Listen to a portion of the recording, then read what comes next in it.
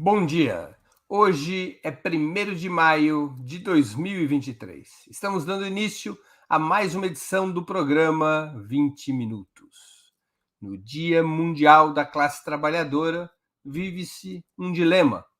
A crise do capitalismo se aprofunda em todos os quadrantes da Terra, apodrecendo as sociedades e impulsionando retrocessos de todos os tipos: econômicos, sociais, políticos, culturais e morais. No entanto, apesar desse cenário, e ao contrário do que ocorreu em outros ciclos, ainda é baixa a reação das massas trabalhadoras e não se vislumbra nos movimentos atualmente existentes uma perspectiva de ruptura e superação da ordem capitalista. Para conversarmos sobre essa situação, nós convidamos o jurista e filósofo Alisson Mascaro, professor da Faculdade de Direito da Universidade de São Paulo. Ele é doutor e livre docente em Filosofia e Teoria Geral do Direito pela USP e um dos principais pensadores socialistas do país. Já vamos começar.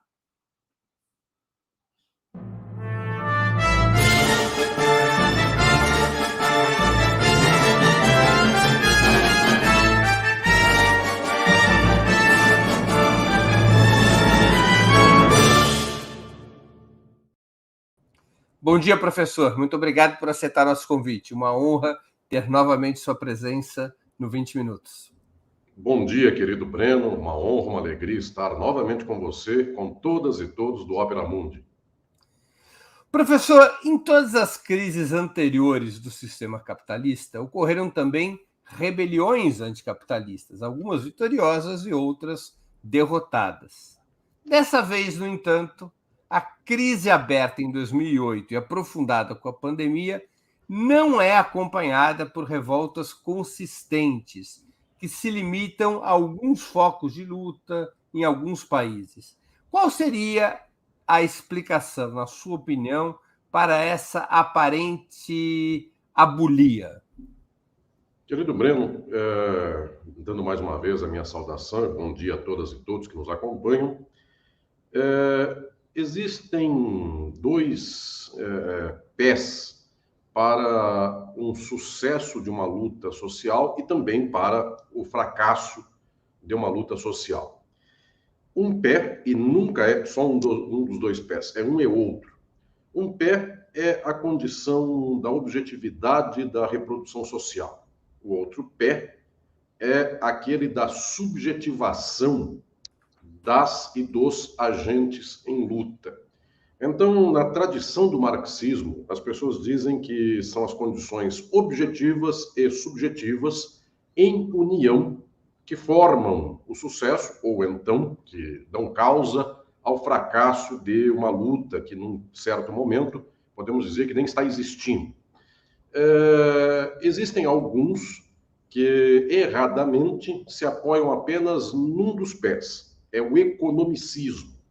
Estas pessoas diriam assim: o capitalismo está em crise, então ele vai acabar e o socialismo chegará, porque ele está em crise. É sentar-se na semente da crise econômica, esperar ela virar árvore, e quando ela se tornar árvore, já estamos em cima da árvore e colhendo frutos. Este é o economicismo. Do outro lado, se for só um dos pés, é o subjetivismo. E esse subjetivismo diz assim: vamos lá, classe trabalhadora, vai dar certo. Por que vocês não estão fazendo um processo de luta? Vocês estão desempregados, vocês estão passando fome, onde já se viu? Vamos lá. Este é o subjetivismo. Qualquer uma das duas posições é ruim, é muito errada na leitura social, porque a economicista crê que só porque vivemos uma crise estrutural, só daí já viria a revolução. E do outro lado, não importa o que veja, o que aconteça, o que se dê, a classe trabalhadora será mobilizada na base de refrão, ou então de chamamento aos brios, deixem de ser reformistas, reacionários, conservadores e tomem a sua posição conforme devido. Nenhuma delas é uma ciência de entendimento da realidade. A ciência de entendimento são as condições objetivas e subjetivas aneladas, mas não de qualquer jeito atreladas, entendendo qual é essa dinâmica. E agora, nessa dinâmica, nós podemos ver que, objetivamente, a crise do capitalismo a nossa crise do capitalismo atual, ela é uma crise de um modelo específico, de um regime específico de acumulação dentro do capitalismo. Este regime é aquilo que eu chamo, em 2 livros meus, Estado e Forma Política e Crise e Golpe, ambos da Boitempo, eu chamo de pós-fordismo. E o vulgo chama isso de neoliberalismo. É que neoliberalismo é apenas uma parcela de todo um processo de acumulação que se deve chamar, de modo mais rigoroso, científico e marxista, de pós-fordismo. Pois bem, o pós-fordismo tem uma diferença em relação à crise do fordismo anterior, que foi aquela crise que deu o ensejo à Segunda Guerra Mundial, que esteve no contexto, inclusive, do surgimento do próprio mundo entre guerras, da União Soviética, da Revolução Russa, o mundo ainda profundamente calcado em produção e consumo. A crise do pós-fordismo é diferente porque, eventualmente, neste modelo de acumulação, quanto mais crise, mais lucro. E agora vem um problema enorme. Nas condições objetivas, a existência de uma crise capitalista na atualidade não faz cócega para algumas frações da burguesia mundial, que são as frações dominantes. Porque se estas frações do capital quebram, os estados do mundo salvam imediatamente essas frações. Então foi um banco Silicon Valley, há 2 meses, nos Estados Unidos, que repentinamente quebrou da noite para o dia, e o governo estadunidense o salvou em 1 segundo. Então foi um banco da Suíça, ou eventualmente o segundo maior banco da Suíça, que também quebrou, e antes dele ameaçar a quebra já estava tudo resolvido, o primeiro banco comprou o segundo. Então o que estou dizendo é que este sistema, para ele a crise é até um negócio, porque se alguém compra o meu negócio falido, pelo preço que se estampa no papel, e não pela sua dinâmica real, ou seja, faltaram 40 bilhões no Silicon Valley, e então, ao invés de pegar o patrimônio do Silicon Valley, patrimônio imobiliário, líquido, a pessoa lhe dá 40 bilhões, isso é um baita do negócio. É a mesma coisa que desapropriar fazenda pelo preço mais alto estampado na possibilidade de venda nos classificados. Então, é ótimo que o Estado faça isso. O que estou dizendo é que a crise do capitalismo pós-fordista, ela é um negócio em si próprio. Esta crise é um negócio.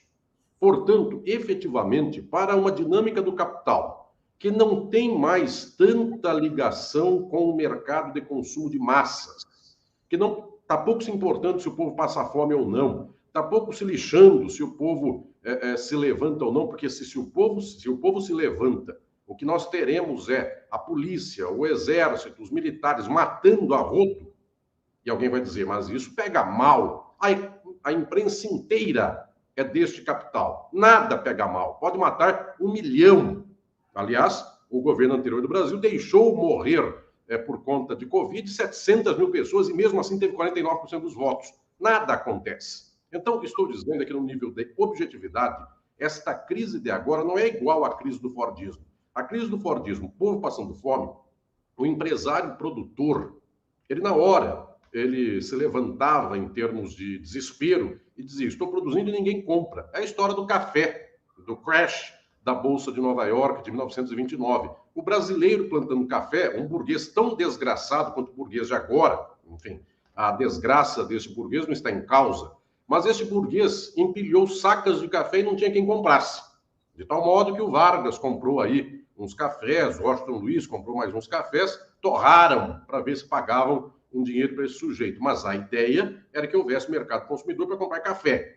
Hoje não. Hoje a dinâmica é totalmente outra. Claro, essa dinâmica posterga cada vez mais os momentos de ápice da crise, porque quem paga esses 40 bilhões para o Silicon Valley, quem paga a conta do Credit Suisse quando compra outro banco, efetivamente nós estamos fazendo uma pilha de papéis, uma pilha de dinheiro que só se sustenta atualmente porque o dólar é o papel impresso numa maquininha, que ainda o mundo tem como sendo o seu papel referencial, só que o que sustenta o dólar e essa pilha de papéis que estão na base de mais ou menos 7 a 10 vezes, efetivamente, o PIB do mundo inteiro concreto, circula em termos de especulação, papéis, derivativos, dinheiro imprimido mesmo na forma de maquininha de impressão, de 7 a 10 vezes mais do que economia concreta, real, no sentido de fisicamente posta em produtos que possam ser comprados e vendidos. Esta economia se empilha de 7 a 10 vezes mais, porque atrás dela tem toda a coerção da forma política do capital. É isso que eu digo lá no livro Estado e Forma Política. É o Estado. Então, os Estados Unidos, enquanto forma política do capital, os Estados Unidos dizem, se você não acredita que o meu papelzinho aqui, que é verdinho, está escrito $1, vale $1, se você não opera mais na base do meu papelzinho, eu te mato. E é exatamente isso. Se você não aceita isso, você não faz negócio comigo, eu faço embargo do seu navio, seu avião não pousa na Argentina, avião do Irã não pousa na Argentina e coisas que tais, venezuelano, já não lembro mais que avião foi proibido de pousar na Argentina, de tal sorte que o que nós temos aqui efetivamente é uma dinâmica da coerção. Enquanto essa coerção ela vai se aguentando, enquanto o resto do mundo efetivamente tem medo da bala e da bomba atômica, um papel escrito $100, a pessoa opera como se fosse $100. Só que tudo isso aqui é uma crise que vai se avolumando cada vez mais. Por que esta condição objetiva não deságua numa luta revolucionária? Porque do dado da objetividade, o capitalismo não está em crise. O Brasil no Bolsonaro nunca teve tanto sucesso capitalista, efetivamente, no Temer e no Bolsonaro. Quando vocês pegam por aí os latifundiários do Mato Grosso, quando vocês pegam esse povo que explora empresa de segurança, essa gente por aí vai desmatando a Amazônia para pegar ouro, essa gente está nadando em dinheiro. Então não é lógico dizermos o Brasil foi muito mal nos governos Temer e Bolsonaro, porque só é lógico isso nesta que é a faceta objetiva deste país urbano, deste país que depende de empregos, cuja média salarial é R$ 1.350, R$ 1.500 no máximo. Então, a maior parcela da população brasileira ganha 1.500. Se é uma pessoa casada, ou eventualmente o marido e mulher, a economia dessa pessoa gira em 2.600, 2.700. Se eventualmente tem filhos, eles têm que gastar 2.700 todo mês, dando a conta de pai, mãe, um filho, ou 2 filhos, ou 3 filhos. Então, observemos nós, a maior parte da população brasileira vive a sua vida tendo por teto R$ 2.000 por mês, 2.000 e pouco para uma família. Para toda essa gente, o capitalismo está em crise, mas não para aquele latifundiário do Mato Grosso. Para aquele fulano de lá, a economia vai muito bem. Pois bem, o que estou dizendo é que para essa parcela daqui, dizer de crise é uma coisa absurda, porque neste momento, na AgriShow, ele acabou de comprar um implemento agrícola de R$ 7 milhões. Ele acabou de comprar uma SUV de não sei quantos milhares de reais. Então ele está nadando em dinheiro. Por isso que a burguesia não se incomoda no final das contas. Mas quem produzirá produtos industriais no Brasil? Comprem da China, comprem do Vietnã, de qualquer lugar. O que importa é que aqui nós temos um latifúndio da soja. Então eu diria que em termos de condições objetivas, a crise de agora não é totalmente igual à do passado. Claro, alguém vai dizer, mas em algum momento não redunda em termos de igualdade, porque existe um regime de acumulação fordista e outro pós-fordista, só que os dois são regimes das formas sociais do capitalismo. É verdade. Em algum momento futuro, esta crise é insolúvel e aí é exército matando exército e coisas desse nível. E povo matando exército matando povo. Por enquanto ainda não é. Por isso que existe uma latência da crise do pós-fordismo que já dura 50 anos. Desde a quebra do Tratado Ouro-Dólar, desde a crise do petróleo da década de 70 até hoje, desde Ronald Reagan, Margaret Thatcher, lá na virada do 70 para 80 da década passada, nós só vivemos crise, crise, crise, crise, e a classe trabalhadora só perde, perde, perde, perde em todos os países do mundo. E esta crise não explode no nível da sua impossibilidade de reprodução. Ela continua se reproduzindo porque a crise é o negócio do pós-fordismo. Então, Breno, eu diria que a primeira perna do porquê nós não mudamos o mundo nessa situação atual se deve à natureza deste regime pós-fordista. Para quem quiser ler isto, capítulo 5º do meu livro Estado e Forma Política e capítulos 1 e 2 do meu livro Crise e Golpe, para explicar a natureza do que é crise no capitalismo. Agora eu chego na segunda perna, querido Breno, que é a perna do que se diz, tradicionalmente, subjetividade e subjetivação. E por que o povo de São Paulo, do Rio de Janeiro, que não tem nada a ver com agronegócio, por que esse povo das grandes capitais do Brasil, o trabalhador da fábrica do ABC, cujo pai era trabalhador por lá, viu Lula fazer greve e aumentar salário, por que o filho não se revolta contra o oligarca do Mato Grosso, não se revolta contra o latifundiário de Roraima ou algo nesse sentido? Porque agora vem as condições da subjetivação. E aí eu chamo a atenção para o ponto que é aquilo que nós temos em termos científicos, de modo mais bem acabado, a noção de ideologia. Porque, efetivamente, o que o capitalismo conseguiu fazer e levar ao ápice foi a total constituição ideológica de todos os sujeitos na sociedade capitalista. Então, em diferença de tempos fordistas, que ainda contavam com pessoas que vinham para o moinho de moer gente, que é a indústria capitalista, mas vinham de cultura e tradição anterior. Então eu quero lhes dar alguns exemplos aqui para que vejam, para que percebam visualmente o que eu estou falando em termos de filosofia e teoria.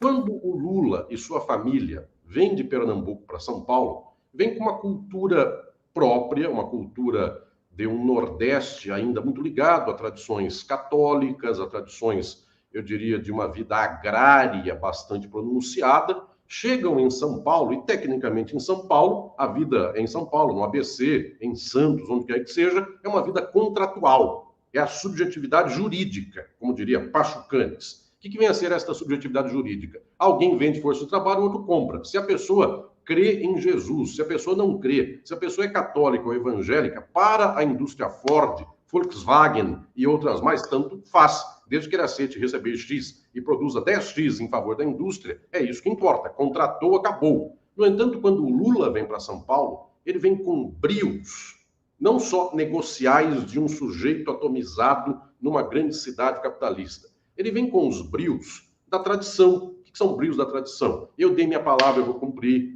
Alguém chama o trabalhador de 40 ou 50 anos atrás e diz assim, a gente vai acabar o turno hoje da fábrica e a gente vai lá no bar do Zé, na esquina da fábrica, onde tem uma pinga da boa, e a gente vai beber. Você não vai? Ele diz, não, minha mulher não deixa eu beber. Nossa, você é um capacho da sua mulher. Aí o cara se toma nos brios, no seu machismo, não é que isso é bonito, isso é só um dado de sociabilidade, de patriarcado, inclusive, de machismo.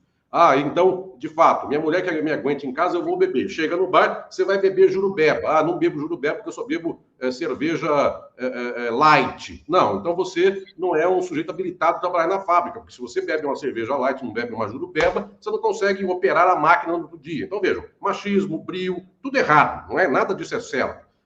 Tem que pegar, beber até cair e no outro dia levantar. Essas coisas, como tais, são chamamentos antigos de coisas quase, eu diria, escravistas, feudais, ideologias que vão se misturando como estas do passado. Tudo isso o capitalismo conseguiu colocar num moinho de processar e fazer farelo, de tal modo que em todo o mundo hoje é mais ou menos a mesma subjetivação. E qual é? Se eu tenho uma tal habilitação, me pagam X mil reais ou X dólares por esta habilitação. E a lealdade aos pares? O Lula chamou todo mundo para uma greve, se você não for, no outro dia de manhã você vai ser acossado pelos seus pares em termos da greve. É como dizia o Gianfrancesco Guarnieri, lá no Eles Não Usam Black Tie. Como é que você vai trair o movimento grevista, uma coisa como esta? Nos dias de hoje não tem coesão nesse nível, tem atomização ideológica. O capitalismo fez a ideologia imperar em 100% das pessoas, de tal modo que alguém diz assim, lá na minha empresa, que produz softwares de computador, tem um fulano que ele está fazendo um curso no MIT. Então eu vou começar a falar mal desse fulano, porque no final das contas eu vou perder o emprego. Então eu vou fazer outra coisa. Não existe camisa a ser vestida.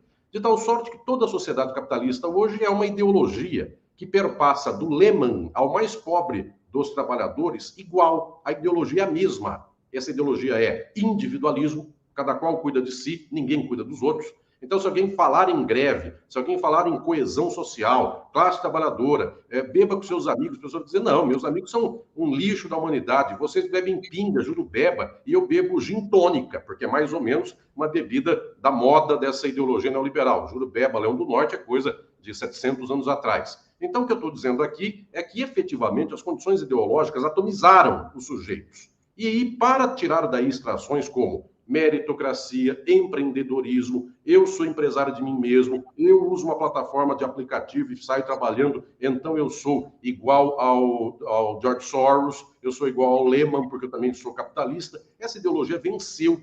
Então, o que eu diria é que no nível da subjetivação, nós perdemos velhos laços que nem capitalistas eram, mas eram reaproveitados pró e contra o capitalismo. Esses laços de coesão orgânica nós perdemos. Então, a noção, você também é do Nordeste, não me faz passar vergonha. Ou então os imigrantes no Brasil, quando um fulano dizia, Patrício, eu sou português, você também, você vem me envergonhar aqui no Brasil. Essa noção de Patrício, eu sou original de Portugal, eu sou da Itália, você é de Nápoles, outro é da Calábria, isso acabou. Enfim, qualquer um é qualquer coisa e qualquer um somente vende força de trabalho. Eu diria que nos níveis de subjetividade, nós tivemos uma mudança de uma total explosão ideológica capitalista e nós não sabemos ainda enfrentar isso. Por quê? Porque nossa forma tradicional de pensar luta de mobilização ainda é aquela da porta da fábrica que diz assim, seja um sujeito macho. Eu não estou fazendo isso como elogio, estou fazendo como crítica, só estou dizendo como era. Seja um sujeito macho e na hora da greve enfrente o seu patrão. Pois bem, esse chamamento dos brios faz sentido para uma lógica de acumulação capitalista fordista. Na pós-fordista, na qual o cara trabalha em casa, de home office, que ele nunca viu o seu colega de trabalho. Eu conheço muita gente que me diz no campo do direito, professor Alisson, eu entrei na empresa tal para trabalhar na pandemia. Até hoje eu nunca vi pessoalmente os meus patrões e os meus colegas. Pois bem, se o cara nunca viu um colega, como é que alguém chama ao brio e diz assim, façamos uma greve contra essa empresa de plataforma de tecnologia XYZ, se o cara não tem nem brio a ser chamado, ninguém encontra com ele, nada nesse sentido. Então eu diria, Breno, que efetivamente esta dimensão, ela é uma dimensão que muda a ideologia, que muda o padrão de interpelação à classe trabalhadora. No entanto, volto a dizer aqui, a esquerda está de modo pedestre nela, porque nós estamos ainda mandando jornalzinho na porta da fábrica, só que quem percebeu esta mudança ideológica, não é a mudança que o capitalismo acabou, pelo contrário, a mudança que fez o capitalismo explodir, ampliar, tornar-se dominante geral. Quem percebeu isto é a direita e a extrema-direita, que parou de ir na porta da fábrica com aquele que quebrava a greve, então ela nem se ocupa mais de porta de fábrica, e ela passou a falar diretamente para 8 bilhões e meio de indivíduos atomizados no mundo na forma de rede social. Então, a extrema-direita do mundo, ela fala na forma de rede social, ela alcança 8 bilhões e meio de pessoas.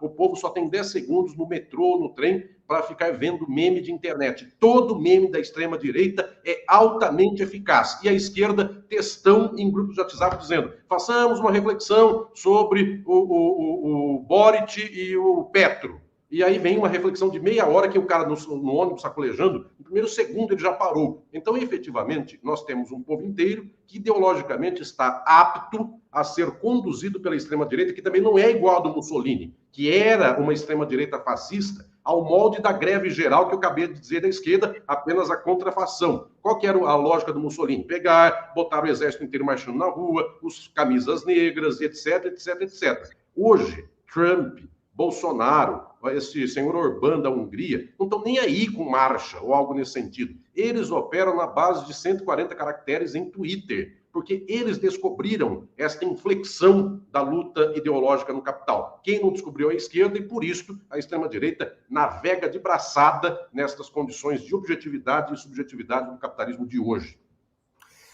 Professor, um dos argumentos para explicar essa aparente abulia das classes trabalhadoras no plano mundial, apesar da crise do capitalismo, um dos argumentos é de que as seguidas revoluções tecnológicas foram desconstituindo as classes trabalhadoras como elas existiam no passado, como elas existiam no período fordista. Ou seja, não existiria mais o sujeito da revolução, ele teria desaparecido em função das revoluções tecnológicas. E, portanto, a perspectiva de lutas sociais, como no período anterior, ou a perspectiva de revoluções anticapitalistas teria que deixar de existir por inexistência desse sujeito revolucionário que seria, segundo a tradição marxista, o proletariado. Qual é a opinião sua a esse respeito, a respeito desse argumento?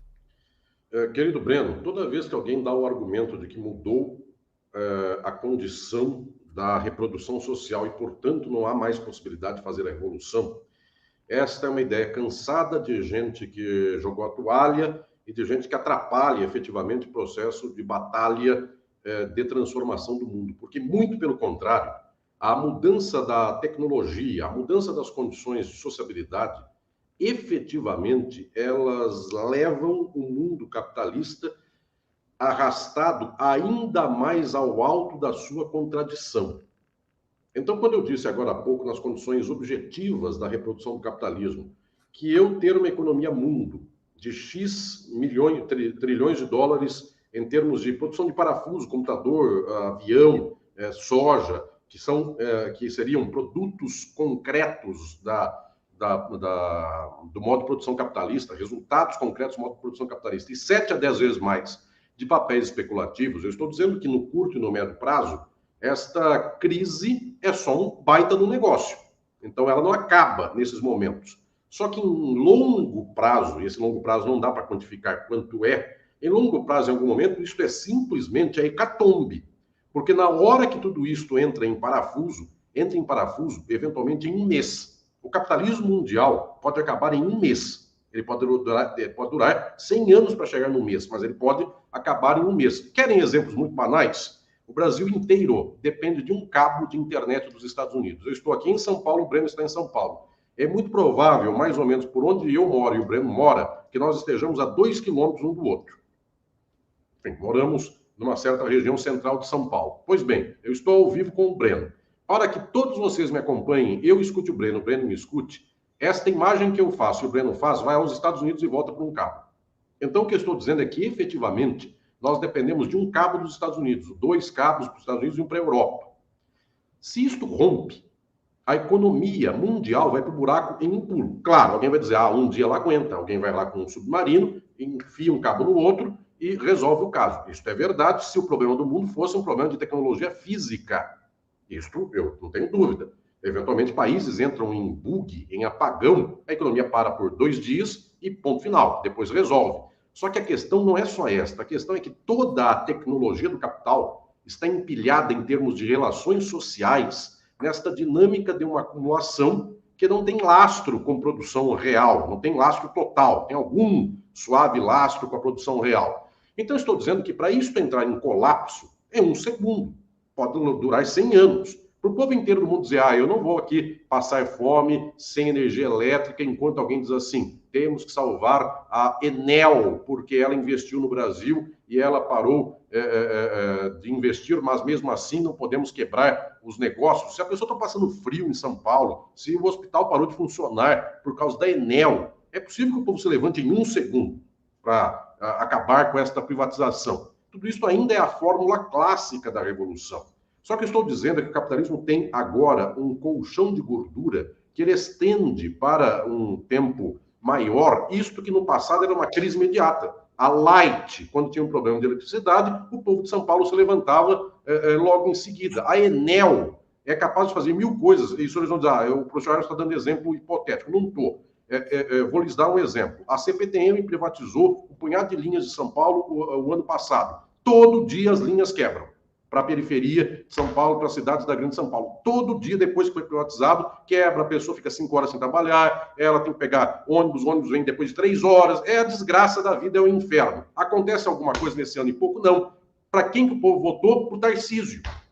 Não votou na Haddad. Então, o que eu estou dizendo é que, efetivamente, isso não levou à mobilização popular. O povo está sem trem e o povo continua votando na direita. Porque, embora sem trem, a direita é Jesus, a direita fará com que sua filha não seja lésbica, a direita fará com que a sua casa não seja dividida por 3 famílias e a pessoa venha lá um marmanjo usar seu banheiro, como disse aí alguém Bolsonaro ou família Bolsonaro, algo assim, que são fantasias do inconsciente de que vem um marmanjo mesmo e ande na sua casa. Então, o que eu estou dizendo é que estas circunstâncias, elas têm um certo grau de objetividade que não tira a crise final. E quando alguém disser assim, que a tecnologia ela mudou a forma de revolução, eu posso dizer que ela mudou o contexto, a formação social. Mas o sujeito clássico da revolução do marxismo, que é o Ela proletariado. efetivamente muda, ela muda a formação e muda a operação de relação social. Só que o capitalismo está em crise e a crise demanda ou uma certa repressão generalizada, sistemática, anos a fio, que é o que vem existindo no mundo, ou então ela permite um processo de transformação. Só que aquilo que mudou, efetivamente, é a condição pela qual nós chegamos agora no mundo inteiro, não mais às obras juvenis de Marx. Nós chegamos à obra científica de Marx, que é o Capital. E todas e todos que estão me acompanhando vão entender o que estou aqui dizendo. As revoluções do século XIX e XX no Brasil, no mundo, e o Brasil é só um exemplo, eu estou falando mais do mundo do que no Brasil, as revoluções do século XIX e XX operavam o marxismo mais de braço curto possível. Estas revoluções eram as revoluções que se faziam com os apontamentos, os esboços de Marx, lá nas obras primeiras e intermediárias, que nem eram tão científicas. Talvez o contexto mais fundamental de Marx e Engels, de chamamento à luta, tenha sido o Manifesto do Partido Comunista, e o Manifesto do Partido Comunista, que inclusive está aqui na minha parede, um quadro com ele inteiro, e faz a imagem do Marx e do Engels aqui no livro em alemão. O Manifesto do Partido Comunista diz que o espectro ronda a Europa, o espectro do comunismo, e acaba com trabalhadores de todo mundo univos. Pois bem, esta dimensão alimentou, eu diria, a prática marxista pelo século XIX e pelo século XX. Então, o que é a luta socialista? Juntar os trabalhadores do mundo. Isto é o procedimento, eu diria, médio de uma leitura marxista, que também, do outro lado, é o mesmo procedimento que habilitou a direita, porque a direita não tem nenhuma diferença em termos filosóficos desta frase do Marx, ela só tem exatamente o outro lado. Por que não tem nenhuma diferença? Porque o Mussolini, quando organiza e fache os fácios, os feixes de combate, este fascismo quer dizer, vamos juntar os trabalhadores contra o inimigo. Apenas ele falou que o inimigo era o comunista. O comunista ia acabar com a sua casa, acabar com a sua família, ele ia raptar sua filha, coisas assim. Então, a ideia de juntar todo mundo, ela não é uma ideia exclusiva da esquerda nem dos revolucionários. A direita também usa a mesma coisa. A direita diz assim, nós somos brasileiros, e o estrangeiro vem aqui para nos roubar, o chinês, enfim, cada dia cria uma fantasia, o ouro de Moscou, qualquer coisa assim. Essa ideia de união, nação, classe trabalhadora, nesse nível, ela não é exatamente a maior ciência do marxismo. A maior ciência do marxismo é Marx em O Capital.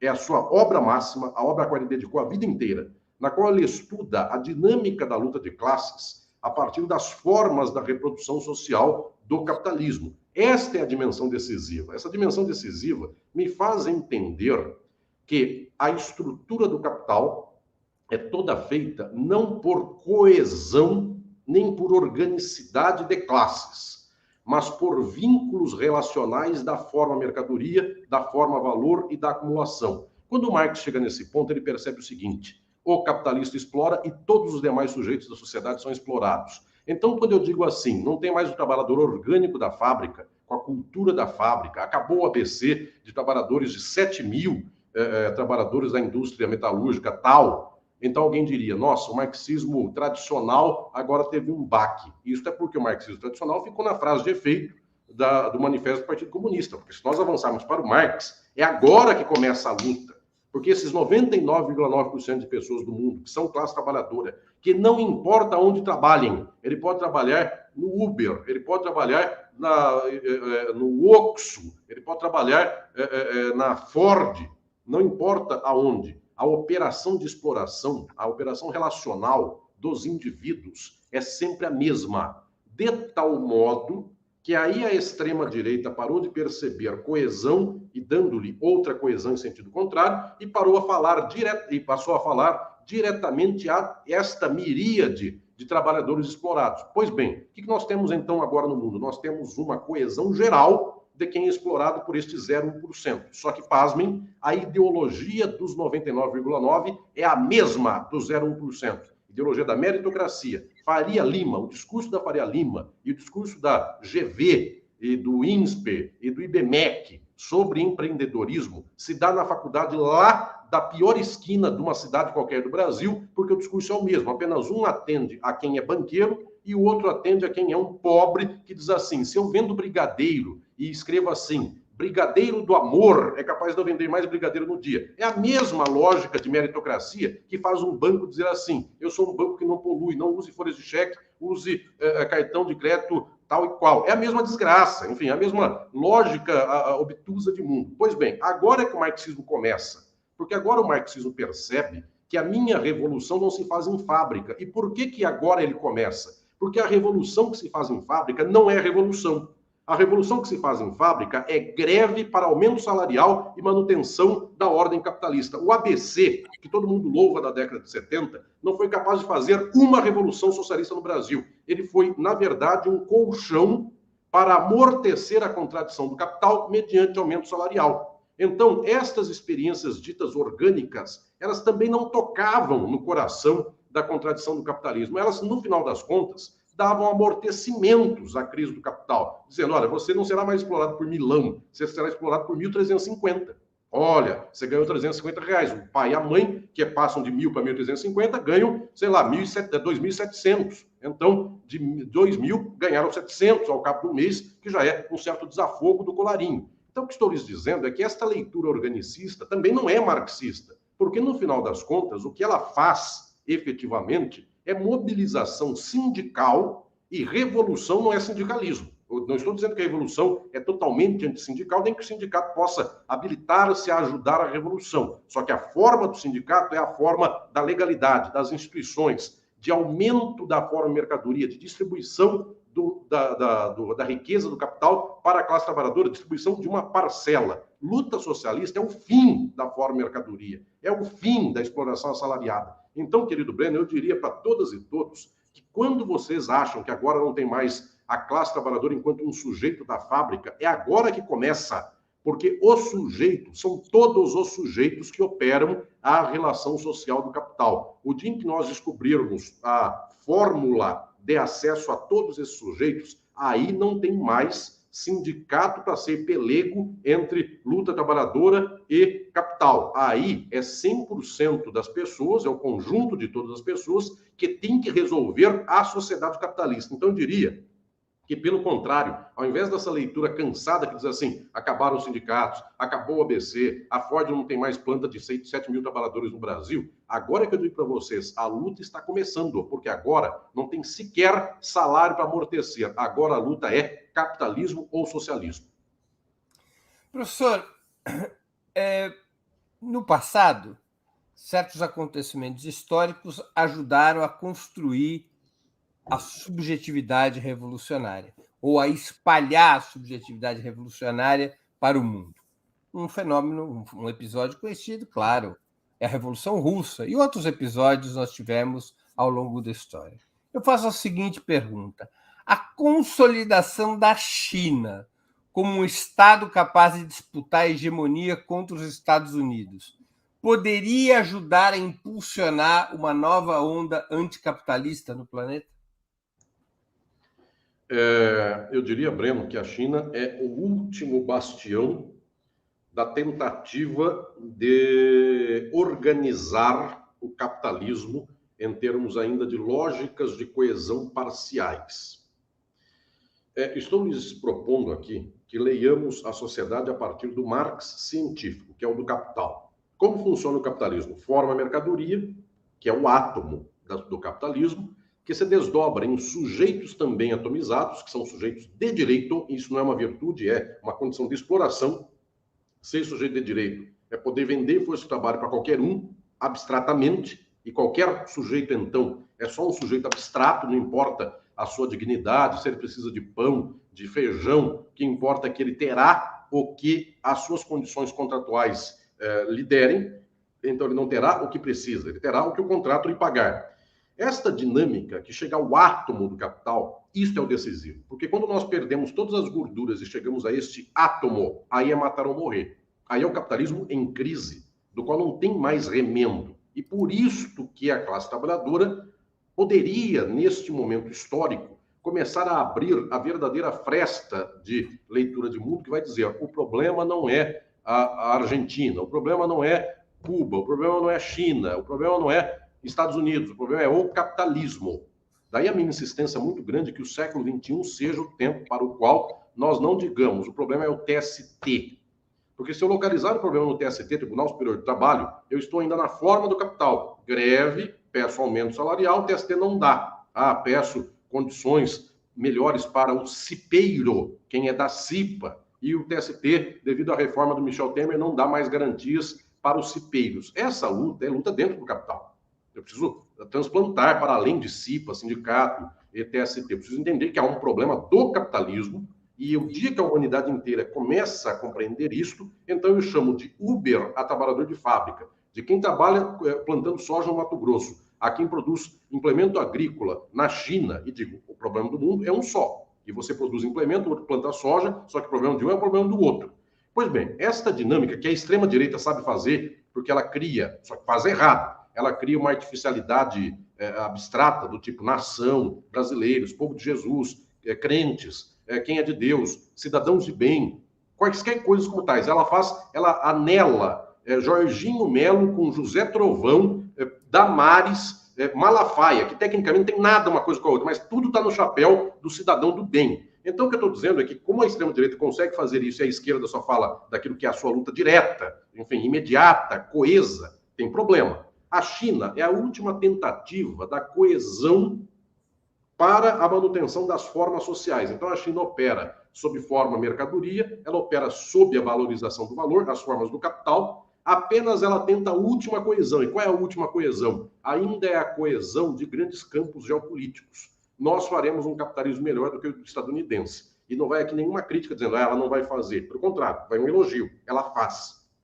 Só ela tirou gente da pobreza nos últimos 40 anos. Os Estados Unidos levaram muitos milhões de estadunidenses para a pobreza. Então, quanto a isto, temos aqui uma total convicção de que o modelo chinês, ao criar aqui uma espécie de diapasão próprio na economia capitalista mundial, ele é um caso de sucesso em face do mundo, eu vou aqui resumir para não perder muita tinta com esse problema, do mundo OTAN. O que os Estados Unidos e a Europa estão fazendo nos últimos 40 ou 50 anos de melhoria para suas próprias populações? Nada. Enfim, a Europa pega uma arma e dá na cabeça. É isso que a Alemanha anda fazendo, inclusive nos últimos anos, até porque não quer mais pagar barato pelo petróleo da Rússia. É mais ou menos um programa do Silvio Santos, Breno, que passava antigamente, que tampavam aqui o ouvido de um cidadão e perguntavam, você quer trocar uma casa por um rolo de papel higiênico? Ele responde sim, porque ele não escutou a pergunta, enfim, ele só pode responder sim ou não. É mais ou menos o que a Alemanha está fazendo. Você quer trocar um petróleo barato da Rússia, que vem diretamente por um cano, chega rapidinho para você, pela dependência do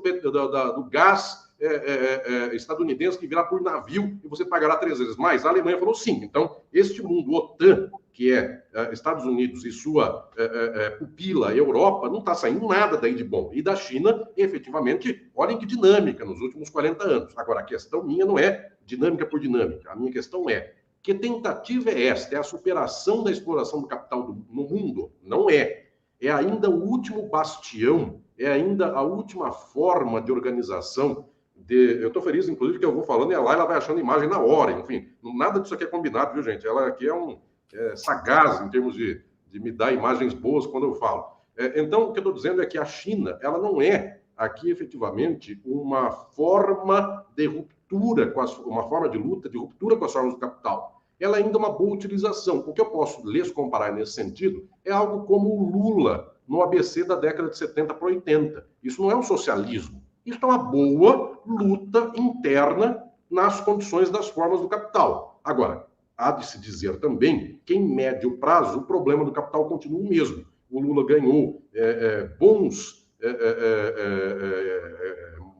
benefícios no ABC da década de 80, o Sindicato dos Metalúrgicos ganhou garantias e teve progresso. E a crise do capital independe dos metalúrgicos do ABC. A lógica da reprodução do capital independe de tudo isso. Então, quem é plantado ainda na condição mercantil do mundo sofre a contradição da crise desta própria forma, ainda que tente minorar. Porque alguém vai dizer assim, mas melhor que houvesse o Lula em 1980 do que alguém que não lutou lá no México em 80 e seu sindicato foi desmontado e o trabalhador ganhou menos. Sim, só que ao cabo, o que ganhou mais e o que ganhou menos estão sob a lei da valorização do valor e no México, no Brasil, nos Estados Unidos, na Europa, na Finlândia, está todo mundo dependente desta estrutura de acumulação que é a crise do capital. Então, Breno, a sua resposta, a sua pergunta não deve ser respondida nos termos China boa, China ruim, porque, senhoras e senhores, se alguém olhar para o mundo OTAN e olhar para a China, efetivamente a China está abrindo ferrovia, ela está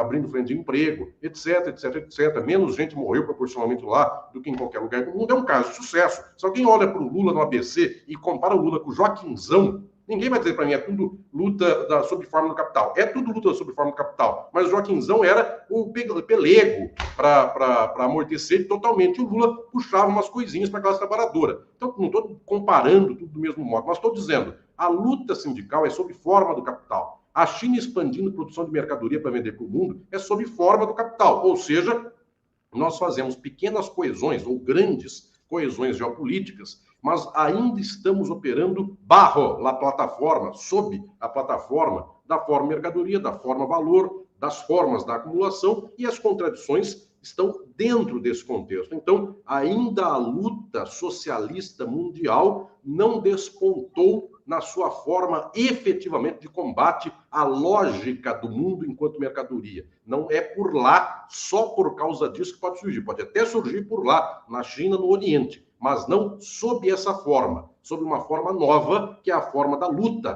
para a superação das condições do capitalismo.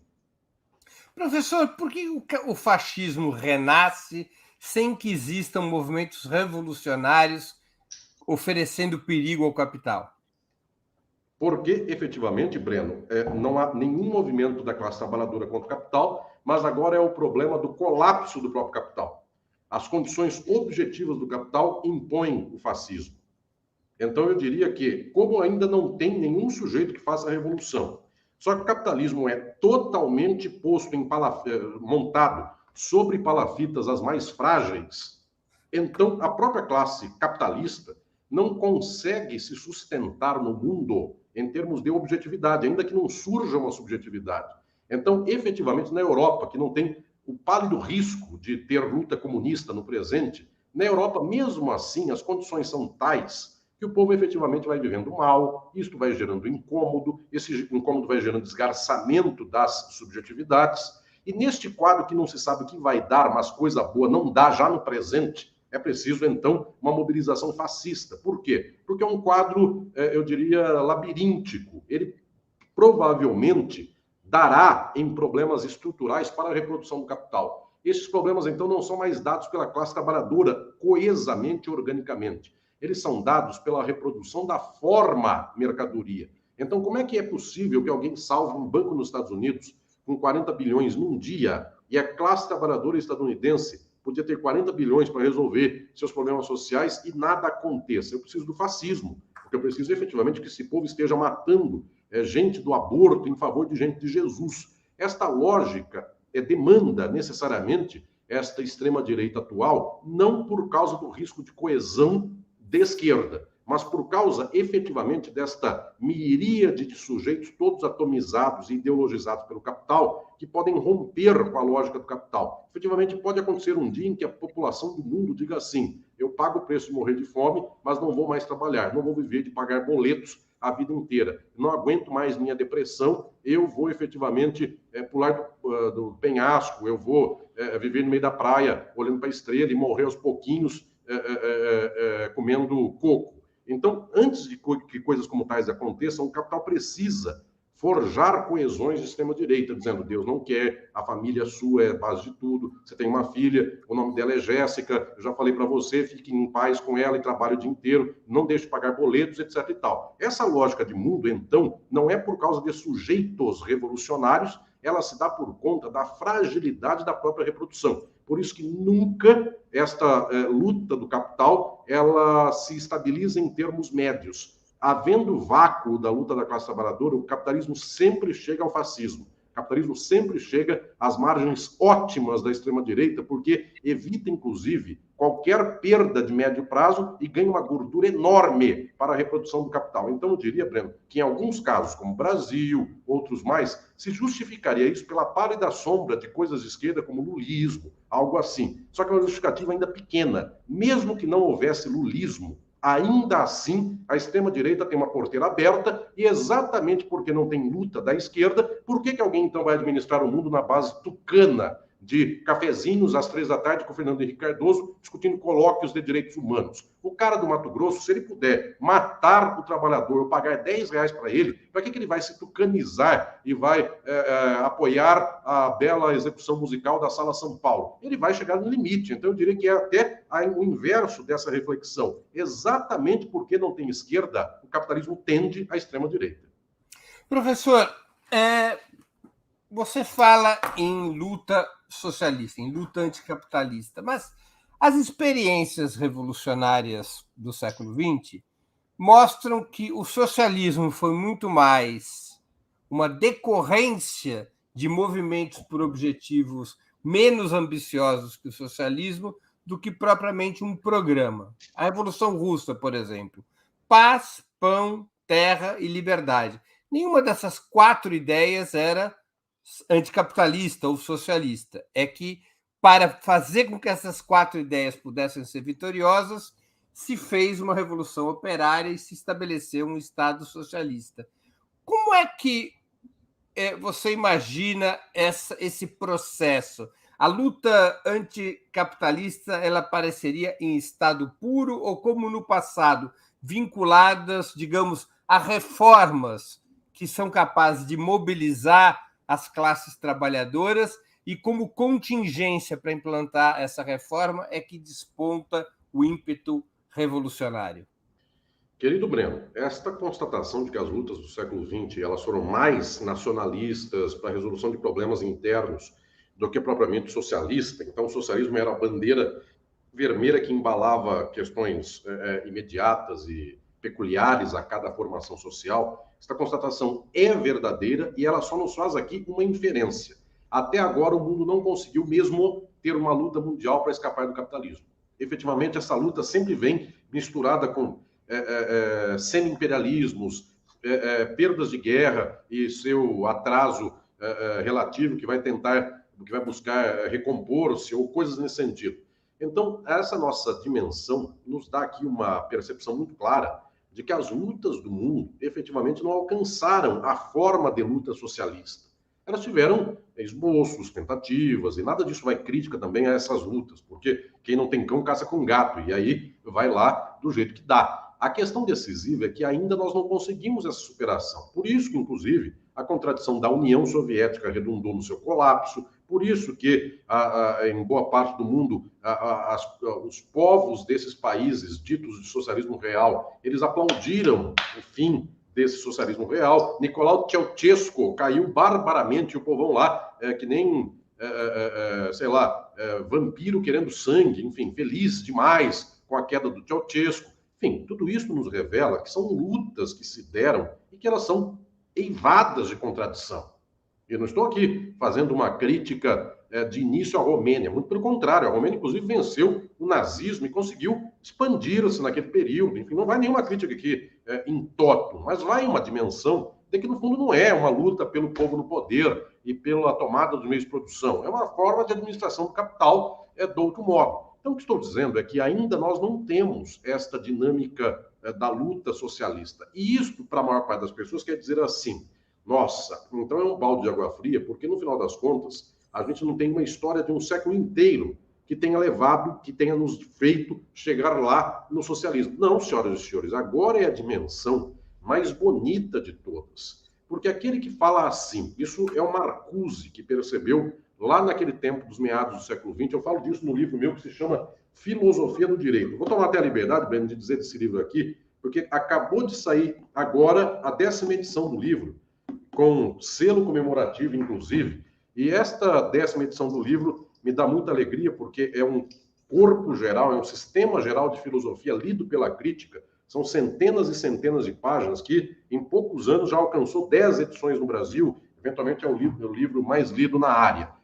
Por lá, eu recomendo o capítulo 15 para a leitura de vocês, que são os filósofos do marxismo. Eu explico um por um. Pois bem, o Marcuse é um dos que percebeu essa questão. Muita gente tem espírito de conservadorismo, numa lógica. Estou feliz que a Laila, eu dou um autor sem combinar com ela, já vem a imagem do sujeito. Então, tá bonito demais isso aqui. Observem lá a proposição do Marcuse. Ele diz assim: as esquerdas do mundo via de regra, são tão conservadoras quanto a direita. Porque como é que elas pedem a luta revolucionária? Elas dizem assim: me dê um exemplo de uma luta que deu certo. Só que, ao pedir exemplo de uma luta que deu certo, eu tenho o mesmo procedimento, a mesma petição de princípio de um conservador, que me diz assim: me dá um exemplo de país socialista que funcionou. Esta petição é do conservador. Quem é efetivamente revolucionário e revolucionária não tem que pedir petição de exemplo do passado. Tem que dizer: se no passado não houve nenhum exemplo de superação da forma mercadoria, nós, historicamente, vamos construir isso.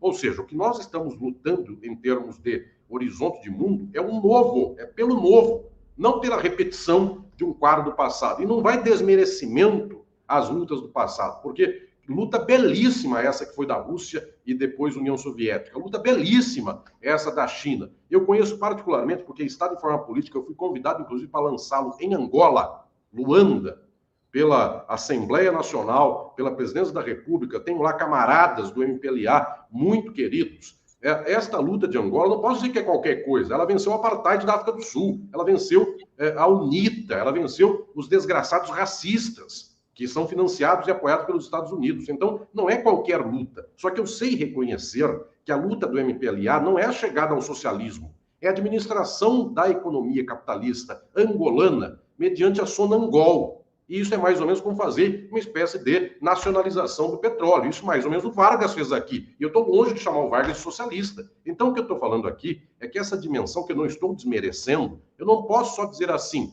me dê esse exemplo para que eu repita. Eu tenho que começar a trajetória do novo, exatamente porque os resquícios de coesão organicista, nação, classe, sindicato, grupo social, tudo isso foi acabando com o capitalismo contemporâneo. E exatamente agora começa a forma de navegação de luta totalmente só luta socialista. Porque se no século XXI alguém vier com um desplante, inclusive, de dizer luto pela nacionalização do país, eu estou ainda numa plataforma que é totalmente sabotada logo em seguida. Daqui a pouco as plataformas de produção tiram tudo desse país. Então, preciso lutar por isso, eventualmente. Isso ainda é um pedaço da luta, um pedaço por substituir importações, por não ficar refém de produção de chip nos Estados Unidos ou em Taiwan. Tudo isso é luta. Não estou desmerecendo a substituição de importação. Só que estou dizendo que a luta tem que ser o combate das formas do capital. E essa luta, o dia que surge no mundo, no século XXI, ela surgirá no mundo inteiro, porque ela não terá mais, eu diria, esta idiosincrasia por dizer: eu farei aqui o socialismo moreno no Brasil, ou eu farei o socialismo coreano na Coreia, ou o socialismo russo na Rússia, porque tudo isso, no final das contas, é puxar a luta para essa que é a idiosincrasia local, que é a demanda imediata. O Brasil, coração do mundo, Brasil, a potência do Sul. No final das contas, é a forma de luta que se deve abrir para além destas visões de coesão. Alguém vai dizer: mas não consigo alcançar ideologicamente o povo nesse sentido. Por que a extrema-direita alcança com coisas absurdas que inventa por aí? Falta a nós agora exatamente o alcance decisivo da batalha das ideias. O dia em que socialismo for nossa bandeira e parar de ser simplesmente cerveja e picanha, vamos restaurar a Argentina para os argentinos. Ora, o dia que parar de ser coisas como tais e a gente começar uma luta de fato das ideias socialistas, as travas vão se abrir e então nós vamos começar a ver quais são as possibilidades de mobilização do povo naquela que é exatamente a luta sem gordura, é luta diretamente no osso do capital. Como é que eu mobilizo o povo para a tomada dos meios de produção, sem necessitar de firulas, lateralidades? Então, como é que eu engendro esse processo revolucionário? Eu diria que isso está por vir, só que não fiquem pensando, tem que repetir tudo do século XX. Eu posso ler os belos exemplos do século XX, as falhas e contradições do século XX, para fazer, então, decisivamente melhor que isso no século XXI. Antes de continuarmos, eu queria pedir a vocês que contribuam financeiramente com a Opera Mundi. Há 5 formas de fazer. A primeira é a assinatura solidária em nosso site, operamundi.com.br/apoio. A segunda é se tornando um membro pagante de nosso canal no YouTube. Basta clicar em Seja Membro e escolher um valor no nosso cardápio de opções. A terceira é contribuindo agora mesmo com o Super Chat ou o Super Sticker. A quarta é através da ferramenta Valeu, valeu demais, quando assistirem aos nossos programas gravados. E a quinta forma de contribuição é através do Pix. Nossa chave no Pix é apoie@operamundi.com.br. Eu vou repetir, nossa chave no Pix é apoie@operamundi.com.br. Façam sua contribuição, ajudem a Opera Mundi a se fortalecer como um jornalismo que coloca a verdade acima de tudo. Professor, eu tenho aqui algumas perguntas de espectadores nossos. Você se sinta à vontade de respondê-las e, se quiser respondê-las, da maneira que achar apropriado.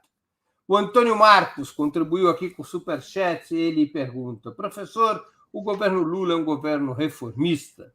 O Edson Doviso também contribuiu com o Superchat. Qual é a sua posição sobre o PL 5230? É o PL do Estatuto da Vítima, se eu não me engano, pelo número, não é? Bom, José Wilson, professor, ecossocialismo é importante no cenário atual? José Wilson também contribuiu com o Superchat. E, finalmente, a Josilda Lima, que é membro do nosso canal há 6 meses, que diz: a ideologia da prosperidade dos neopentecostais estadunidenses, que fundamenta as religiões ocidentais, inclusive dos católicos carismáticos, é a principal ferramenta do capitalismo, fascismo de hoje?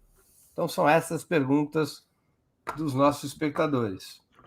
Muito bem, eu fico feliz ao ver as perguntas aí. Eu só vou aqui guardar a ideologia da prosperidade para que não esqueça. E vou começar por ela, então, pergunta da Josilda.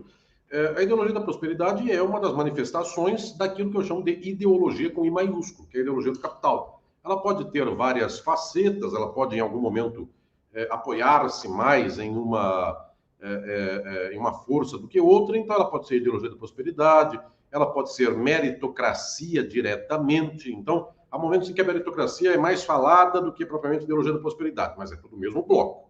O mesmo bloco é a defesa do capital. Então, eu diria que são usos possíveis, e quando isso não é possível, aí se vale o capital de outros instrumentos, como dizendo, o Brasil é para Cristo, os Estados Unidos são para os brancos, aí vem racismo diretamente, ou coisas nesse nível. Então, são possibilidades que por aí existem. Quem me perguntou do Estatuto da Vítima, se é essa que foi a sua pergunta, é exatamente isso, é demonstrar que numa sociedade capitalista devemos pensar que esta sociedade ela está estabilizada e qualquer conflito social é sempre culpa do indivíduo criminoso. Então, nunca pensar nas causas, sempre pensar somente nesta atomização, criminoso e vítima, enfim, nunca pensar na estrutura geral dos termos sociais. A pergunta do ecossocialismo, eu próprio devolvo a pergunta, porque essa pergunta tem que ser feita para mim. Um ecossocialista está lutando pela tomada dos meios de produção? Um ecossocialista está tomando para fazer com que não haja mais propriedade privada na Amazônia e no Brasil inteiro, de tal sorte que as fazendas sejam de todas e todos? Se sim, é socialismo. Se não, é luta ecológica de conservação de unidade produtiva e contra o agronegócio do Mato Grosso, que é um certo reformismo. Então, eu, na verdade, não tenho que responder a isso. Eu tenho que devolver a pergunta dizendo: você luta pela tomada dos meios de produção do campo imediatamente? Isso seria ecossocialismo. Se não é isso, enfim, para fazer com que acabem todas as propriedades privadas do campo no Brasil, é simplesmente por proteger mata ciliar de fazenda privada, com não mais 20 metros, mas 100 metros de linearidade no entorno do rio. Isso é capitalismo reformista. Então, eu devolvo a pergunta para quem pergunta, porque, efetivamente, e claro, quem pergunta deve fazer essa pergunta para quem, assim, propugna, porque a defesa do socialismo envolve também, necessariamente, uma retomada de um cuidado ecológico. Agora, não posso dizer simplesmente que as condições de cuidado ecológico sob o capitalismo sejam ecossocialismo, porque é desmerecer o socialismo e também é desmerecer a luta ecológica, porque não tem reforma possível do meio ambiente que seja feita sob as bases do capital. E a pergunta do companheiro aí sobre se o governo Lula é reformista, isso, se for anunciado como tal, será um elogio, porque, no final das contas, o governo Lula revolucionário não é, nem quer ser, nem propugna, nunca foi falado neste governo, nem nos anteriores de Lula, a defesa, a palavra socialismo, então ela nunca é pronunciada. Então esse governo não é socialista, não é de luta socialista. Então, será um elogio se dissermos que ele é reformista. Nas condições de hoje, inclusive, se ele apresentar alguma reforma substancial, será um baita elogio. Via de regra, não é nem isso que se anuncia. Não tem nenhuma estatal que foi privatizada que está em luta para ser retomada. Sequer a Eletrobras, que foi privatizada agora, no frigir dos ovos do final desse mandato desgraçado anterior, nem isso vai ser retomado. E olhem que passou uma janela de oportunidade do Lehman, que quebrou as americanas. Nem isso para retomar a Eletrobras foi feito.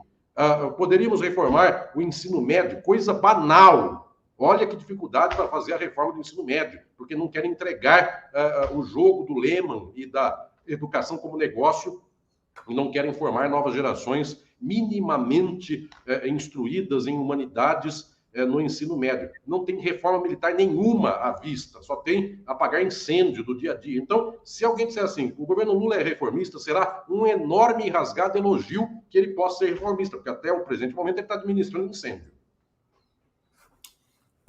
Professor, vamos aqui então para mais uma questão. A eleição do presidente Lula, você já fez um comentário sobre ser ou não reformista, respondendo à questão de um espectador. Mas, na sua opinião, a eleição do presidente Lula abre uma nova etapa de lutas à classe trabalhadora brasileira? Abre uma nova janela de oportunidade para a luta da classe trabalhadora e da própria luta socialista?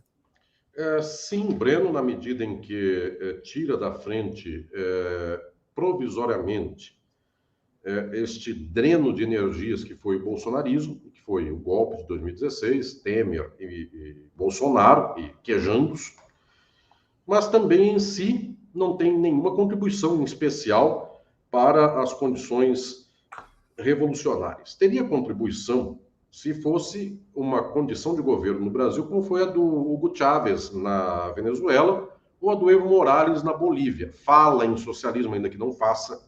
O Chávez inventou uma expressão que é meio enigmática e quase é uma piada, mas era uma expressão, e portanto era uma batalha de ideias, socialismo do século XXI. Então isso ajuda, o povo fica escutando socialismo do século XXI. Seja socialista do século XXI. Olhem que fala que a pessoa escuta e depois sai dizendo por aí, criança de 7 anos, fala para o seu coleguinha, o comandante Hugo Chávez me dijo que eu sou socialista do século XXI.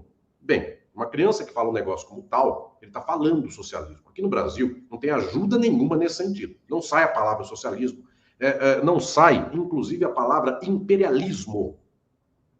Não está no pronunciamento governamental. Então as pessoas não ficam ouvindo coisas como tais. O que estou dizendo é que nesses termos de auxiliar luta socialista não tem nenhum auxílio. A única coisa é que tinha um governo anterior e os governos do golpe que estavam por lá batendo, arrebentando, e esse governo tira um pouco do bate e arrebenta. Só que as condições que geraram o Temer e o Bolsonaro continuam iguais. É a lógica do capital. É a lógica do capital em crise que leva à extrema-direita. Como também esse governo não organiza, olha que imagem exótica, para dizer o mínimo, enfim. Laila, gostei dessa imagem aí agora, não que gostei dela, que exemplificou o horror numa imagem só. Então, o que eu estou dizendo aqui é que não tem abertura nesse governo para nenhum impulso de operação ideológica de batalha de ideias. E por causa disso, como também não mexe nas questões estruturais, não reverte privatização, não nacionaliza petróleo, não acaba com o poder dos bancos, não amplia os meios de produção progressista, os meios de comunicação progressistas, não mexe com o latifúndio, não faz a reforma agrária, deixa o MST se ferrar por aí nas mãos do Congresso Nacional e etc. e tal. Qual que é o resultado disso em médio prazo? Foi só que tirou o Bolsonaro agora em 2022. Agora, qual é o legado? Sempre tem uma coisinha ou outra de legado, não estou desmerecendo isso. Mas daqui a pouco volta o esquema-direito sob novo formato. Então, o que eu estou dizendo aqui é que qual é o impulso de uma luta socialista que vem daí? É a própria estrutura de uma esquerda do Brasil que há 50 anos rejeita o marxismo e rejeita falar de socialismo. Então, ela não ajuda nos termos da revolução. Claro, se reconhecer, mas ela não está tirando da frente o Bolsonaro, não está dando um pouco de fôlego mental para a gente, porque cada dia era uma loucura melhor que a outra. Nesse sentido residual, sim, ela ajuda. Só que a luta socialista está nas mãos das e dos socialistas. Não tem governo que está fazendo qualquer parcela de contribuição para um país melhor nesse sentido de transformação estrutural do capital. Agora, qual que deveria, ou qual poderia ser o impulso decisivo para colocar a classe trabalhadora em movimento na situação atual? A liderança do próprio presidente Lula, eventualmente convocando a mobilização da classe para defender medidas contra a concentração de renda e riqueza, ou a atuação dos partidos, movimentos e coletivos vinculados aos trabalhadores? Como resolver o problema imediato da mobilização da classe trabalhadora? Nesse exato momento, começou o 1º de maio no Vale do Anhangabaú, em São Paulo. As imagens mostram um ato importante, uma certa quantidade de gente, mas está muito longe de ser uma grande atividade de massas. Como é que rompe, na sua opinião, professor, esse cerco inicial de desmobilização da classe? Este cerco só pode ser rompido se nós tivermos tensão e lado. Então, um governo de concórdia não tem o que fazer para tensionar, porque ele não pode tensionar nem ter lado. Ele precisa estabelecer a junção, a coesão entre frações exploradoras e exploradas do capital. Por isso que, se não tem briga, para que alguém vai no Anhangabaú? Para ver show? Enfim, aí o atrativo é um show, não é a disputa ideológica. Agora, dessa vez nem show tem. Então, se houvesse uma disputa social que desde o final do ano passado, desde a eleição, dissesse assim: fomos golpeados, agora nós vamos golpear quem nos golpeou. Então nós tínhamos uma tensão social, um enfrentamento tal, que a classe trabalhadora se punha nos brios. Aí vamos voltar mais uma vez aos brios. Nós seríamos ariscos, no sentido de não simplesmente reagirmos passivamente à evolução do capital, mas nós daríamos a pauta. Esquerda é isto, esquerda é criar a pauta, é criar a exposição da contradição. Não, a contradição não é criada pela esquerda, mas é revelar a contradição, nomeá-la. Isso é um ato psicanalítico. Dar nomeação ao mundo, dizendo: há capital, há burguesia, há exploração e você é o explorado. Essa dimensão, como ela não existe, eu vou convocar as pessoas para quê? Para a celebração do Ministério da Agricultura, do latifundiário, junto com o Ministério do Trabalho do Trabalhador. É peculiar uma coisa como tal. Então, eu diria que o impasse é o impasse das esquerdas do Brasil dos últimos 50 anos.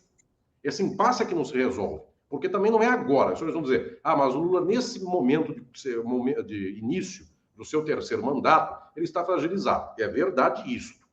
Eu sei reconhecer isto. A questão é: foi assim antes? Foi ao contrário antes? Foi assim.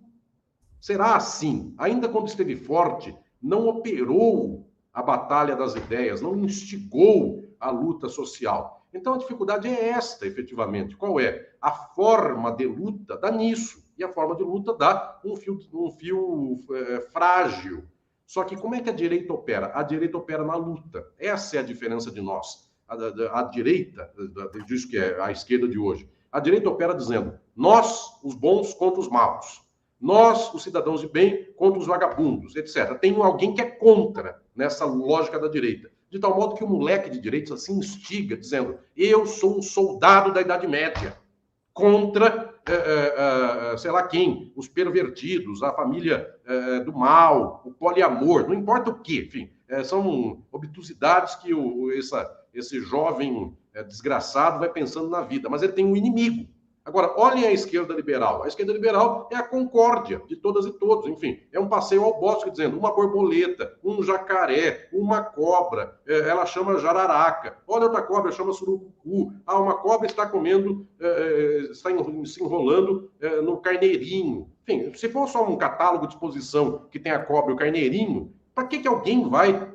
Que história que é essa? Enfim, até a história de infantil para 3 anos de idade tem que ter contraposição. Isso é a forma literária do romance. Eu não posso passar um romance inteiro dizendo: acordei, vivi, almocei, jantei. Isso não é história, novela de televisão. Eu preciso de um enredo que haja conflito. Como o governo estabelecido é a esquerda liberal do mundo, não é só esse, é os Estados Unidos com o Partido Democrata. Como não tem inimigo, É sempre assim. Vamos proteger os grupos vulneráveis X, Y e Z. Tá, como é que eu ponho o outro lado da história? Eu vou me insurgir contra o quê e contra quem? Tá no que dá. A gente não tem a fala de uma luta socialista. Então, efetivamente, o que estou dizendo é que enquanto a gente não resolver este problema psicanalítico básico de 50 anos de esquerda do Brasil, que é ser liberal, é tudo isso aí. Alguém vai dizer, mas isso não é melhor que o Bolsonaro? Claro que é, gente. Enfim, não tá, aqui não é algo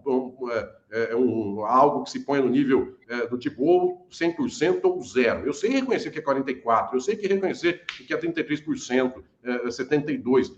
Gente, isso é melhor que o Bolsonaro, claro que é. Bolsonaro, na manhã de hoje, estaria atacando bomba em qualquer conflito de trabalhador, ou algo nesse sentido. E o povo está lá levantando um balãozinho e abraçando um ao outro, dizendo, agora vamos nos abraçar. Que coisa linda que é nos abraçar e não dar um tiro no outro. Agora, a questão é, cadê o combate? Cadê o conflito? Cadê o outro lado? Então, Breno, começa do zero essa história. Nós estamos engajados no processo de luta, e esse processo, a pergunta, mas quem é que faz esse processo? Governo ou socialistas? O processo de luta socialista é dos e das socialistas. Então, não tem governo nenhum no mundo que tenha alguma contribuição a dar nesse sentido. Um governo reformista, no máximo, ele daria uma contribuição de poder ajudar na nomeação do mundo, e não simplesmente denegar o conflito social. Como esse também, não este governo, mas as esquerdas de modo geral, Partido Democrata, Lula, Kirchner, PT, esquerdas liberais do mundo, a esquerda da Espanha, coitadinha, que não consegue falar uma vírgula contra a OTAN, pelo contrário, é defensora árdua da OTAN e etc. A esquerda de Portugal, enfim, nossos companheiros de lá, que ficam incomodados com qualquer crítica à OTAN, como não consegue fazer uma coisa como tal, fica um procedimento peculiar. E aí o Lula, que fez uma crítica à OTAN e foi encontrar-se com os chineses, como ele dá um passo para frente, mas não tem nenhuma retaguarda estrutural de anunciação de conflito, fica uma posição vaga e, inclusive, é um flanco que abre de fragilidade para ele. Porque na hora que a direita vem em combate esta posição anti-imperialista do Lula, ele não tem nenhum maquinário para falar o imperialismo, eu estou sendo combatido, nada disso. É sempre picanha e cerveja. Eu ajudei o banco, como é que o banco me trai? Eu ajudei o agronegócio, como é que o agronegócio me trai? Eu podia mandar meu ministro na Grishow e eles preferiram o Bolsonaro. É sempre corno. Enfim, eu sempre ajudei o capital e o capital me trai. É sempre uma lástima de corno, é sempre uma espécie de canção brega de Valdir Soriano. Enfim, a gente não sai desse roteiro. Então, para fazer até um procedimento anti-imperialista, ainda que seja residual, precisa ter uma anunciação, uma mobilização social anti-imperialista. Senão, até aquilo que é bom acaba sendo uma tragédia, porque ele vai ser fritado e jantado, e mais uma vez o bom vai preso e os maus operam o judiciário do Brasil, o governo do Brasil, a imprensa do Brasil, e ficam jantando sempre a vítima de sempre. Professor, mais algumas perguntas aqui, que a gente já está chegando no finalzinho da entrevista. Algumas perguntas dos nossos espectadores. O Edson do Viso, ele corrigiu a pergunta dele. A pergunta dele era sobre as fake news. O PL das fake news e não o PL 5230, que é o PL do Estatuto da Vítima, né? Esse eu volto em outra ocasião e falo dele com mais decantação pelo projeto. O Eurico de Arruda Neto, ele contribuiu com o Superchat, ele diz aqui, grande professor Alisson, a classe operária no Brasil terá salvação das garras da burguesia tacanha, que pensa que se vive para sempre? É tudo devido ao capitalismo ou tem também maldade pura e simples? O Glauco Santos, professor, o capitalismo pode cair sem revolução? O mundo seria assim pior? O Eurico de Arruda Neto, novamente, parece-lhe que o governo Lula acabará deposto? Querido professor Eurico, que alegria vê-lo. Professor Eurico, lá de Ribeirão Preto, médico de grande nomeada e referência. Eu outro dia fui lançar Crítica do Fascismo em Ribeirão Preto e fui poder falar para a abertura do Centro Socialista de Ribeirão Preto, que está lá na última rua da última comunidade de Ribeirão Preto, 5 quadras nas quais se anda pisando o pé no barro, mas está lá um projeto de luta muito bonito, das companheiras e companheiros de Ribeirão Preto. E aí, no dia anterior, eu tive lá também no lançamento do Crítica do Fascismo, e só para que saibam, o professor Eurico estava por lá, esse lançamento foi feito na rua, porque não cabia na livraria. Então, mais ou menos, a gente fechou a rua, calçada, não tinha muita iluminação, era só o poste da CPFL, mas a gente conseguiu por lá, puseram uma caixa de som na rua e eu falei lá para centenas e centenas de pessoas e fui fazendo autógrafo até virar o dia. Então, e ninguém me levou no Pinguim, porque o professor Eurico ficou com a turma de lá incumbido disso, mas eu fui longe na minha sessão de autógrafos. Então, a questão aí, querido professor Eurico, a classe trabalhadora do Brasil e do mundo, ela é constituída pelos aparelhos ideológicos do capital. Daí, querido professor Eurico, Glauco, que também mandou mensagem, querido Glauco, que me escreveu agora há pouco, o professor Glauco, um grande jurista e um homem de luta da esquerda.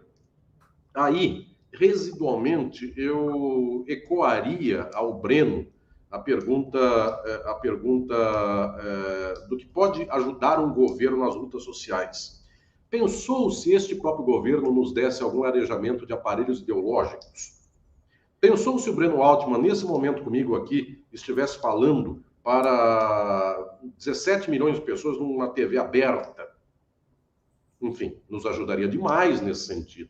Então, o que eu estou dizendo é que algumas coisas que poderiam ser bolas que nós chutamos no pé do adversário para voltar melhor para nós, para não ser só Pelé, Pelé, Pelé, ser Garrincha, enfim, meio que contar com o adversário em nosso favor. Esta lógica de mundo que a gente poderia fazer, a gente não está tendo também. Então, a gente está refém de tudo que a classe trabalhadora sabe e que é feita pelos aparelhos de comunicação do capital. Eu diria que a gente poderia tentar abrir um pouco mais esse ensejo. Alguém vai dizer assim, mas graças agora ao YouTube, nós estamos aqui, não precisamos mais das TVs abertas. Tá, mas o YouTube também tem algoritmo. Tem gente que diz para mim que toda vez que tem alguma entrevista minha que tem por título Classe Trabalhadora, tem tag Revolução, abaixa a exposição do anúncio da entrevista. E se o assunto Heidegger, São Tomás de Aquino, a exposição é total, pelo Google ou pelo YouTube ou outros mais. Então também tem as tags dos grandes meios de comunicação internacionais, é óbvio. Enfim, se alguém fizer uma tag dizendo Ho Chi Minh e outra tag dizendo Santo Agostinho, não tenho dúvida que a tag Santo Agostinho ganha disparadamente, enfim, em termos de exponenciação. Pois bem, então estou dizendo isso e estou agora também concluindo aqui, falando do Glauco, da pergunta. O capitalismo acaba, então, por simplesmente inanição se não houver uma luta revolucionária? Não estou dizendo que o capitalismo acabe, ele se arrasta. E como ele não depende mais, efetivamente, apenas de um circuito de consumo, pode ser isso, enfim, tá que uma bomba mata uma população inteira. O que acabará no capitalismo do Brasil? Olhem a tragédia da tristeza. Se houver uma solução horrenda, indigna, da direita do Brasil contra a Cracolândia, o que a burguesia do Brasil tem de dor em relação a isso? Ela não teve dor nenhuma do 111 do Carandiru. Então, se matar gente para lá e para cá, e se matar a Zona Leste de São Paulo, não acaba nada para o capital, continua igual, faz daquilo lá uma espécie de outro parque, enfim, alguma coisa inventam. Então, o ser humano tem sido uma variável muito insignificante na lógica geral da reprodução do capital. O capitalismo, então, ele vai se arrastando. Claro, ele pode entrar numa situação de um colapso tal que nem ser capitalismo ele consiga, ele pode, aí ele volta a ser feudalismo ou escravismo, as formas possíveis de modo de produção de exploração. Agora, a luta socialista e a chegada ao socialismo vem por batalha, não vem por acaso. Então, ou a classe trabalhadora do mundo toma este horizonte na sua vida, ou se não tomar, é colapso e barbárie. Só isso que nos resta em termos de horizonte. Por isso, a esquerda liberal, ela, ao mesmo tempo, é um desafogo provisório e ela é um problema. Por quê? Há 50 anos ela não deixa vir a fala da luta socialista. É sempre essa história de picanha e cerveja, é sempre essa história de defesa do republicanismo, nomeação do primeiro da lista e quaisquer coisas nesse sentido. E sempre quem é jantada, coitadinha, é a esquerda liberal. Professor, você é um crítico da esquerda liberal e nessa entrevista o tem sido mais... Parece, né? Parece Há espaços no Brasil atual para uma esquerda anticapitalista e antissistema que venha a ter força de massa? Nunca, nenhuma luta estrutural tem espaço. Ninguém nunca deu espaço para essa luta. É por isso que os lutadores e lutadoras revolucionárias são ariscos. Aproveitam de oportunidades. O Lenin, se fosse pensar bem, não fazia revolução nenhuma na Rússia. Era um país altamente atrasado e olhando preto no branco era mais fácil fazer na França, na Inglaterra, quiçá na Alemanha, com a Rosa Luxemburgo, do que na Rússia, com como Lenin. Então, não tem espaço nenhum no mundo. Enfim, exatamente porque não tem espaço nenhum, não pode ser só economicismo. Porque eu sei que o economicismo hoje está fazendo sucesso, que é o seguinte: é melhor me apoiar nas boas tecnologias chinesas e fazer luta entre chips, chip chinês e chip estadunidense. Isso não é luta socialista, gente. Enfim, eu não posso me apoiar nesse objetivismo simplesmente como tal. Eu preciso, a partir das condições objetivas, destravar um processo de luta. Efetivamente é criar desejo. E vocês que são primitivos, antipsicanálise, essa luta é uma luta imbecil. Essa luta primitiva de dizer assim, somente as condições objetivas geram a luta social. Não, eu preciso instigar o desejo de luta nas pessoas. Por isso que eu volto a dizer, por que a Venezuela se aguenta faz 20 anos? Dizem que lá não tem nem papel higiênico, é mentira. Mas vou tomar como se fosse um exemplo. Se lá não tem nem papel higiênico e o povo ainda resiste junto com o Nicolás Maduro e com o Hugo Chávez, o que eles têm que o Brasil não tem? Atravessa a fronteira de Roraima para a Venezuela, o povo é outro? Não. Eles foram mobilizados, instigados ideologicamente há 20 anos.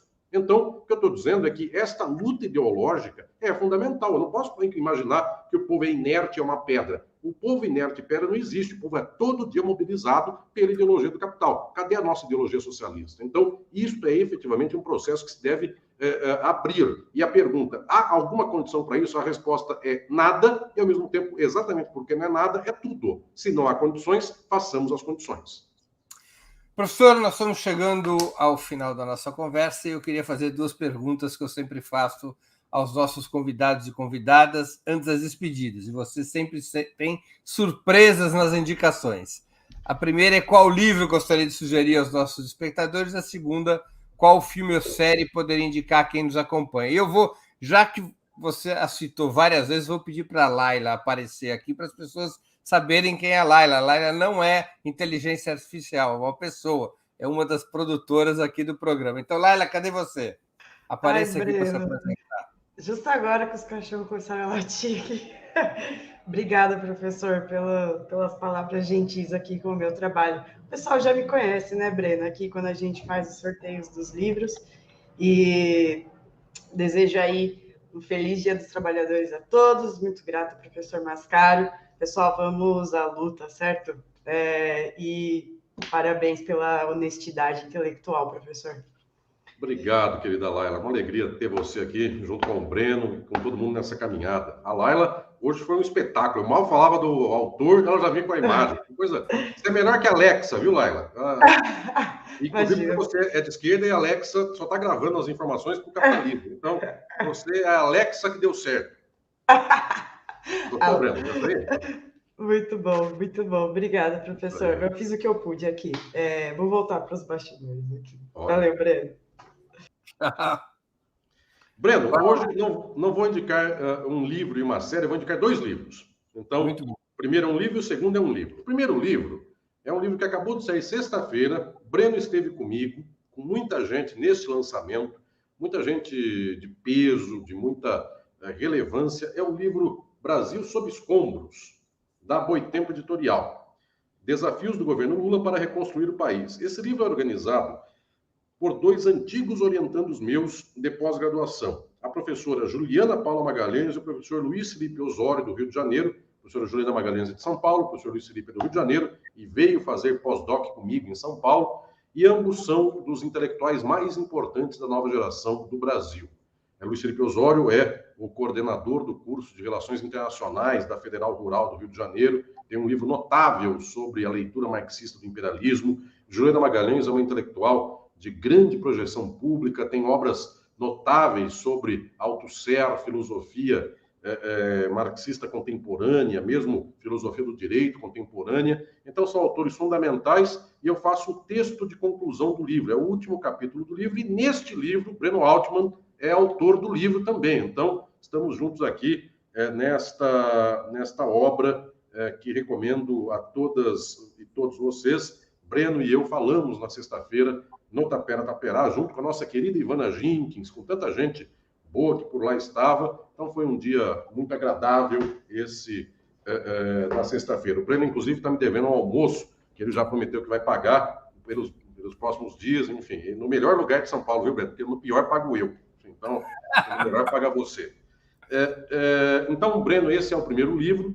E o segundo livro, se me permite aqui recomendar a todas e todos, é um livro que acabou de sair, que é esse livro aqui, também bonitão, de capa, que é o Direito na Filosofia de Slavoj Žižek, de Marcelo Gomes Franco Grilo. Esse livro eu quero chamar a atenção de todas e todos vocês. Ele acaba de ser lançado pelo Lavra Palavra Editorial, a nossa molecada lá do Lavra Palavra Editorial. E este livro é um livro muito importante. Este livro esteve esgotado por muito tempo e houve uma procura enorme por esse livro. Esse livro é a nova edição do Direito na Filosofia de Slavoj Žižek, de Marcelo Grilo. Marcelo Grilo foi meu orientando de mestrado e doutorado, e esta é uma obra fundamental. Ela foi escrita na década de 2000 ainda, já há alguns anos, e é o primeiro texto do mundo, a primeira pesquisa do mundo a refletir sobre política e direito em Slavoj Žižek, que é um dos mais importantes filósofos do mundo hoje, mostrando, inclusive, os potenciais da descoberta filosófica de Žižek e seus limites e contradições.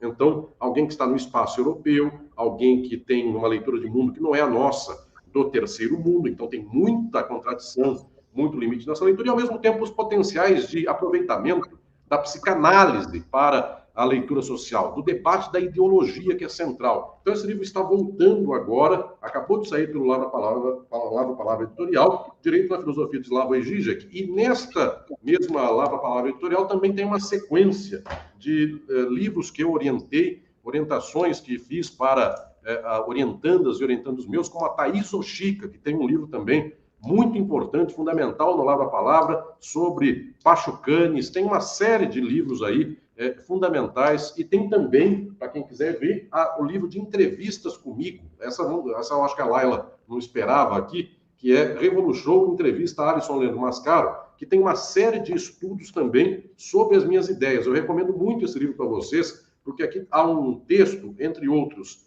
de Juliana Magalhães, para ler as ideias de Alisson Mascaro, e outro de Lucas Balcone, que é para ler as obras de Alisson Mascaro. Então, são guias de leitura para as minhas obras aí, que servem para avançar no sentido de compreensão sistemática. Então, Breno, ficam por aí estas duas obras de recomendação minha na manhã de hoje, sendo que uma eu tenho a honra de ter o Breno comigo, como coautores desta obra organizada pela Juliana e pelo Luiz Felipe. Professor, eu queria agradecer muito pelo seu tempo, por essa conversa, como sempre, muito instigante.